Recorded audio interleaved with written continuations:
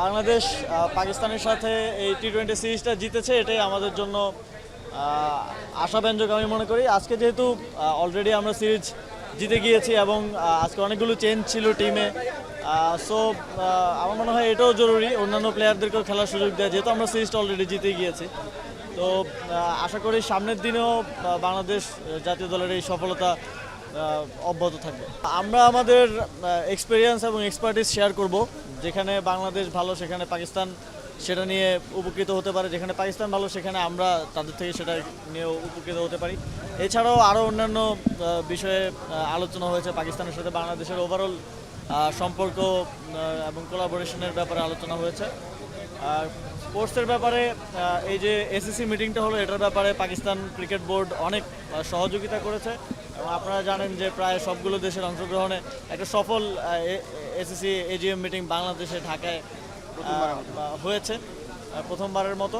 তো আশা করি এটা অব্যাহত থাকবে এবং এই রিজিওনাল যেই বোঝাপড়া এবং সম্পর্কের মাধ্যমে আমরা মনে করি যে ক্রিকেটেও সামনে ভালো উন্নতি হবে এবং ক্রিকেটের মাধ্যমে রিজিওনাল সম্পর্কটা বোথ পলিটিক্যাল এবং কান্ট্রি টু কান্ট্রি সম্পর্কটা সামনের দিনে আরও লেভারেজ পাবে। বাংলাদেশ প্রথমবারের মতো আয়োজন করেছে এবং সফলভাবে আয়োজন করেছে। আপনারা হয়তো জানেন যে অনেক ধরনের বাধা বিপত্তি বা ছিল, তবে এখানে পাকিস্তান ক্রিকেট বোর্ড সহ আরও যারা আছেন সবাইকে ধন্যবাদ। সবাই একটু সফলভাবে বাস্তবায়ন করতে সহযোগিতা করেছে এবং ক্রেডিট গোস টু আমিনুল ভাই অ্যাজ ওয়েল। উনি অনেক পরিশ্রম করে এটা সফল করেছেন। যেহেতু বাংলাদেশ তো এসিসির প্রেসিডেন্ট থাকবে নেক্সট 2 ইয়ার এবং তারপর পাকিস্তান, তো এটা একটা গুড স্টার্ট এর জন্য। আসিফ ভাই, কিছুদিন আগেও আসলে দল পারফর্ম করতে পারছিল না, সভাপতির পরিবর্তন হয়েছে, এই মুহূর্তে আসলে টানা 2টা সিরিজ জয়, এই ব্যাপারটা আসলে কতটুকু পজিটিভ? অবশ্যই পজিটিভ। এটার আমি মনে করি যে ফ্যানদের জন্য এটা পজিটিভ, যারা ক্রিকেট নিয়ে একটু হতাশ হয়ে যাচ্ছিল তাদের জন্য। তবে এটা এমন না যে ওভারনাইট তো আসলে চেঞ্জ পসিবল না। ওভারনাইট কয়েকদিন খারাপ খেলতে পারে, কয়েকদিন ভালো খেলতে পারে। তবে আমরা কাজ করতে যাচ্ছি লং টার্মের জন্য। আমরা এমন পলিসি নিতে চাচ্ছি, ডিসেন্ট্রালাইজেশনের মাধ্যমে চ্যানেলটা তৈরি করতে চাচ্ছি এবং প্রপার ট্রেনিং সেট আপ করতে চাচ্ছি, যাতে করে এটার ফলাফলটা হয়তো আজকে পাওয়া যাবে না, এটা 5 বছর পরে পাওয়া যাবে, বাট এটা লং টার্মে বাংলাদেশের ক্রিকেটকে একটা ভালো জায়গায় পৌঁছে দেবে। সিরিজ জয়টা আমি মনে করবো যে উই আর লাকি, কারণ এই অল্প সময়ে এমন কিছু কাজ হয়ে যায় না যে বাংলাদেশ টিম একেবারে 10 থেকে 2-3-এ চলে আসছে, তাই না? তো আশা করি এটা একটা হচ্ছে আমাদের প্রতি একটা গুড সাইন যে আমরা কাজ করলে আরও ভালো করা সম্ভব এবং এই ভালো স্টার্টটা আমি মনে করি বিসিবির নিউ লিডারশিপ এটাকে কাজে লাগাবে এবং সামনের দিনে ভালো করবে।